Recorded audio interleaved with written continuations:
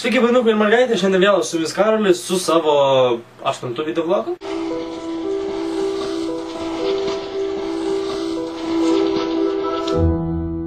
Na kągi, naujieji metai, nauja pradžia ir nauja tema. Šiandienos temą norėčiau pakalbėti apie gamerius bei visus tos žmonės, kurie sėdi prie kompų bei žaidžia žaidimus. Taipogi video gale turiu labai gerų naujienų, tai vat pasižiūrėkite iki galo. Na kągi, gameriai. Kas dar nežinote, gameriai tai yra tie žmonės, kurie sėdi prie kompiuterio labai daug bei žaidžia žaidimus nenustodami. Na kągi, gameriams tikrai neturiu nieko blogo, tai vat tikrai nenorėčiau ką nors žaisti per šį video. Bet man iš tikrųjų yra įdomu pakalbėti apie tai su jumis, bei kokią įtaką daro tai mums, bei aplinkiniams. Manau, kiekvienas iš mūsų yra žaidęs žaidimus, sėdėjęs prie kompiuterio ir buvęs užsivedęs ant kažkokio žaidimo ir žaidęs be perstojo. Bet mes iš to amžiaus išaugame ir aišku, kai kurie pasilieka ir tiesiog toliau žaidžia tos savo žaidimus. Ir taip, tai yra labai gerai, kad kas nors turi šiokį tokį užsiėmimą, ne tai kaip sėdėti, kad nors ten daryti kažką blogo savo, kaip rūkyti cigaretes, gerti alkoholinius gėrimus bei vartoti narkotikus. Bet esmė tame, kad tie žmonės nelabai yra linkę bendrauti su kitais žmonėmis realiai. Jiem labiau patinka bendrauti per internetą bei su virtualiais savo draugais. Taipogi yra gamerių, kurie savo gyvenime padaro vietos ir tikriems žmonėms, pavyzdžiui, paneliam, draugam, šeimai, bet yra tokių, kurie ir nepadaro. Tiems žmonėms, kurie nežaidė žaidimus, jiems yra tiesiog neįtikėtina, kaip žmogus gali sėdėti prie kompo visą dieną, visą naktį, žaisti žaidimus ir nieko kito nedaryti. Nes kitiems žmonėms pasidėjus valandą prie kompiuterio, 2 valandas pradeda skaudėti akis arba šikna pradeda skaudėti.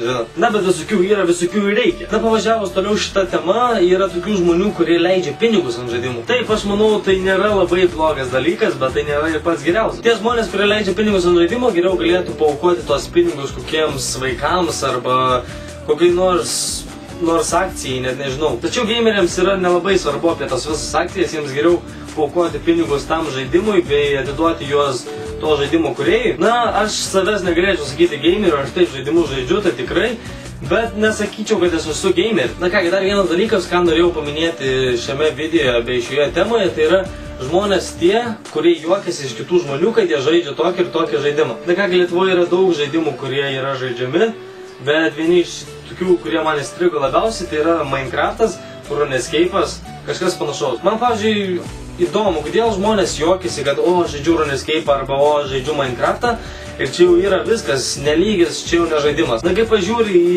žaidimo skaičius, kiek žmonių žaidžia tuos žaidimus, tai manyčiau, tai yra gan neblogi žaidimai. Aišku, grafika tie žaidimai nepasižymi, bet tačiau tai yra įdomu žaisti tiems gameriams bei kitiems žaidėjams. Tai aš nemanau, kodėl kiti turėtų, tu nežaidži tokių gerų žaidimų ten.